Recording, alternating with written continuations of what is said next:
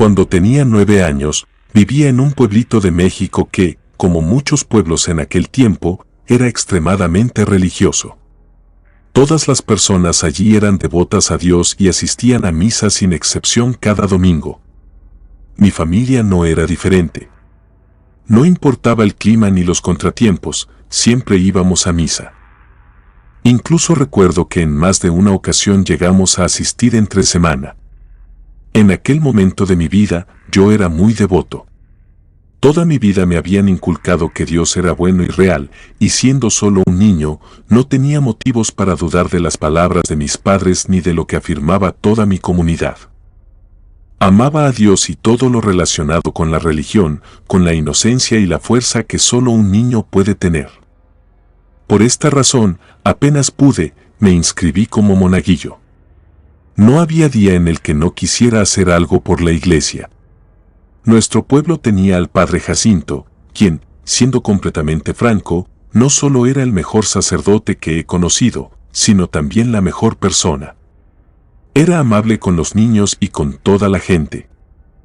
No había cosa que él no hiciera para ayudar, y se notaba el amor que sentía hacia Dios y hacia el pueblo entero. Creo que él era una de las razones por las que me encantaba ir a la iglesia.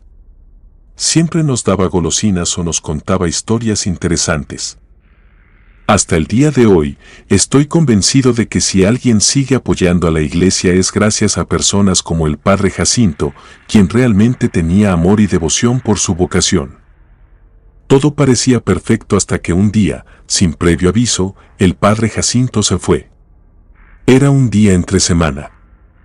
Fui a barrer la capilla y quería saludarlo antes de empezar, pero noté que ya no estaban sus cosas. No había rastro alguno de que alguien viviera en el cuarto donde él se alojaba. Era como si la tierra se lo hubiera tragado. Corrí a contarles a mis padres, y luego de echar un vistazo junto con algunos vecinos, llegaron a la conclusión de que el padre Jacinto había recogido todo con calma y se había marchado por su propio pie. Yo no podía creerlo. No me parecía posible que el padre Jacinto se hubiera ido sin despedirse ni decir nada a nadie. Mi padre, por el contrario, no tenía dudas. Me explicó que los sacerdotes suelen ser transferidos con frecuencia y que, tal vez, para no ponernos tristes, no nos había avisado. Me dijo que no me preocupara, que pronto llegaría un nuevo sacerdote. Aunque esas palabras me tranquilizaron un poco, la verdad es que me molestaba, pero no había nada que pudiera hacer, y con el tiempo me resigné. Recuerdo exactamente el día en que llegó el nuevo sacerdote. Estaba jugando canicas con mis amigos al atardecer cuando vi a un hombre acercándose a nosotros. Era extraño, y no solo porque no lo había visto antes. En un pueblo tan pequeño, todos nos conocíamos y era fácil identificar a los forasteros, sino porque algo en él no parecía normal. Era muy delgado, casi enfermizo. Su ropa parecía quedarle grande, aunque era de una talla bastante pequeña. Caminaba muy recto, tal vez demasiado. Cuando estuvo más cerca, noté otras cosas. Sus ojos estaban hundidos y resecos, tenía ojeras marcadas y despedía un aroma extraño. Sé que muchos pensarán que estoy exagerando, pero realmente era así. Algo en él disparaba todas mis alarmas. Se detuvo frente a nosotros y, con un tono directo y cortante, preguntó, ¿dónde está la iglesia? Marcos, uno de mis mejores amigos de la infancia, quien también era monaguillo, le preguntó si era el nuevo sacerdote. Parecía una pregunta sencilla, pero el hombre tardó mucho en responder. Nos miró fijamente por un buen rato antes de decir un simple sí y volver a preguntar, ¿dónde está la iglesia? Todos estábamos visiblemente incómodos. Señalamos el camino y el hombre simplemente se fue sin despedirse. A pesar de lo que había sucedido, ninguno de nosotros dijo nada. Tal vez porque nos habían enseñado a no cuestionar a los mayores. Pocos días después, llegó el domingo. Hasta ese momento, había evitado cumplir con mis deberes como monaguillo. Solo recordar al hombre me generaba desconfianza. Sabía que habría momentos en los que tendría que estar a solas con él, y eso me aterraba. A pesar de mis intentos, el domingo no había escapatoria. Al menos estaría con mi familia y pensé que no podía hacerme nada con tanta gente en la iglesia. Llegué temprano, incluso antes de que mis compañeros monaguillos llegaran. Siempre solía ser el primero, y no era porque yo quisiera, sino porque mi madre insistía en llegar muy temprano a la misa para conseguir un buen lugar, hasta adelante. Yo no podía entrar con ellos, tenía obligaciones que cumplir. Lo primero que hice fue buscar mi sotana, que parecía haber sido movida del lugar. Mientras buscaba, escuché algo. Era un sonido extraño, como el gruñido de un perro, pero mucho más grande.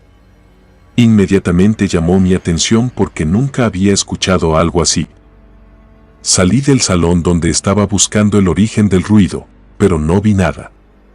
El sonido había desaparecido. Pensé que tal vez lo había confundido con otra cosa. Después de un rato, encontré mi sotana y salí directo a preparar las cosas que el padre necesitaría para la misa. Cuando llegué a la bodega donde se guardaban los utensilios, escuché algo nuevamente. Esta vez parecía que alguien estaba dentro, haciendo un ruido extraño, como si estuvieran comiendo de forma escandalosa. Sentí miedo, pero reuní valor y caminé hacia la puerta. La empujé con cuidado para no hacer ruido y lo vi, era el padre, de espaldas a mí, comiendo algo. Apenas notó mi presencia, se giró rápidamente. Sus manos estaban cubiertas de algo coagulado y rojizo, y también tenía restos en los labios.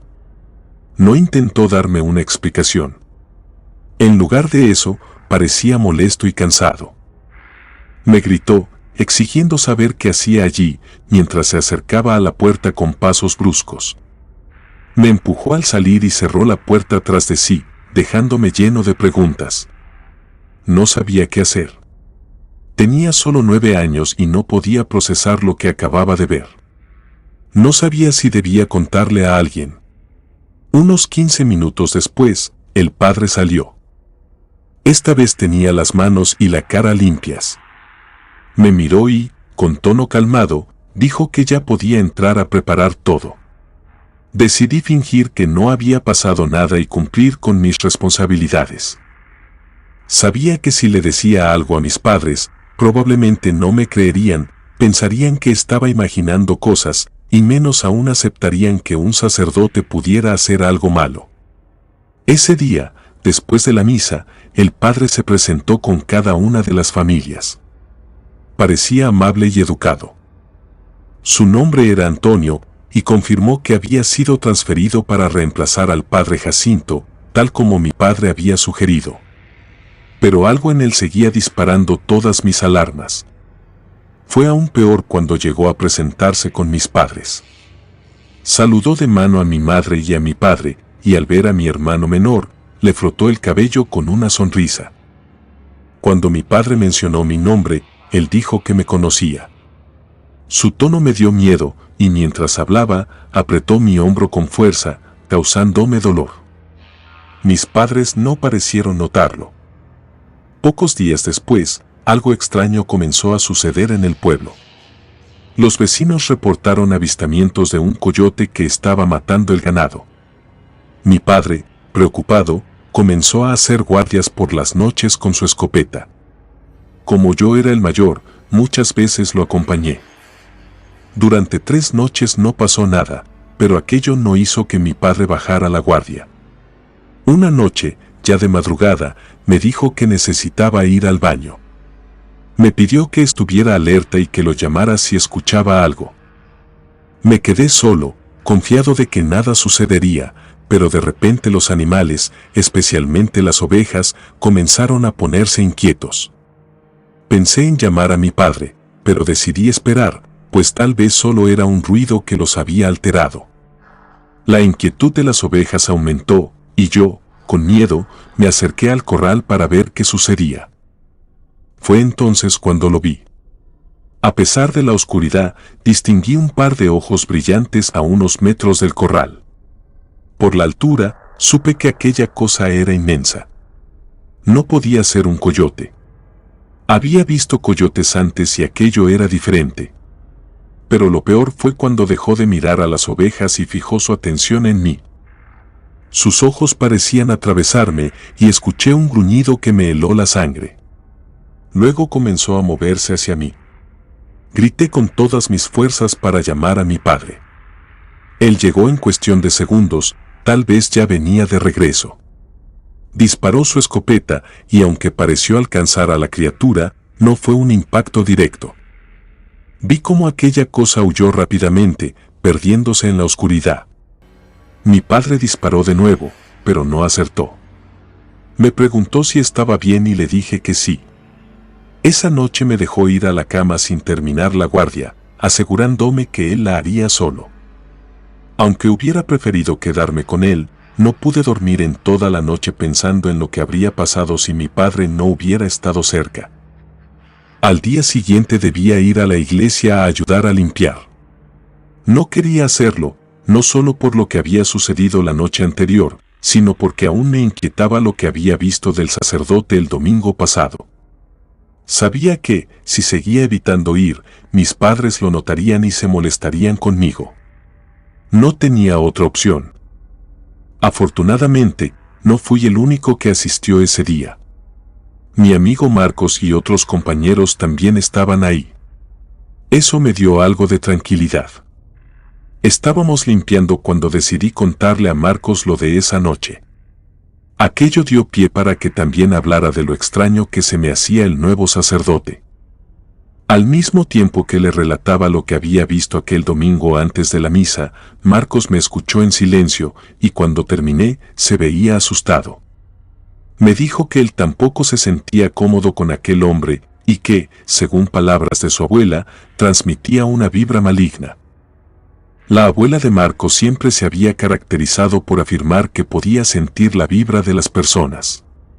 Decía que podía ver el alma y las intenciones de la gente, algo que ella describía como un don que Dios le había dado. Mi padre, por el contrario, me había dicho que aquello no era cierto, así que yo no creía mucho en las palabras de la abuela de Marcos. Pero en ese momento, cuando él me dijo eso, hizo que comenzara a creer en lo que ella decía. Tal vez era solo porque decía cosas que yo quería escuchar. Ambos seguimos hablando de aquel hombre y Marcos terminó contándome algo que me puso los pelos de punta. Una noche, cuando ya era muy tarde, había acompañado a su abuela a la iglesia para una oración. Siempre los dejaba ahí hasta altas horas. Mientras su abuela rezaba, Marcos jugaba en los alrededores y en ese momento vio a un perro enorme, el más grande que había visto en su vida. Según él, apenas el perro se percató de su presencia, corrió.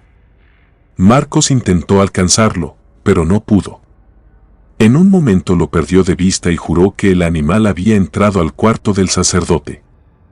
Después de un rato, Marcos se quedó mirando hacia el cuarto esperando ver al perro. Lo que vio fue al sacerdote salir como si nada hubiera pasado. Lo extraño es que el hombre no parecía haberse percatado de la presencia de un perro tan grande, lo cual era casi imposible. El sacerdote simplemente continuó su camino. Intrigado, Marcos se acercó a la ventana del cuarto para cerciorarse de si el perro estaba dentro, pero no había nada. La historia de Marcos me asustó mucho porque me hizo recordar al enorme coyote que había visto la noche anterior. Pero, aún así, me tranquilizó un poco saber que no era el único que encontraba extraño al sacerdote.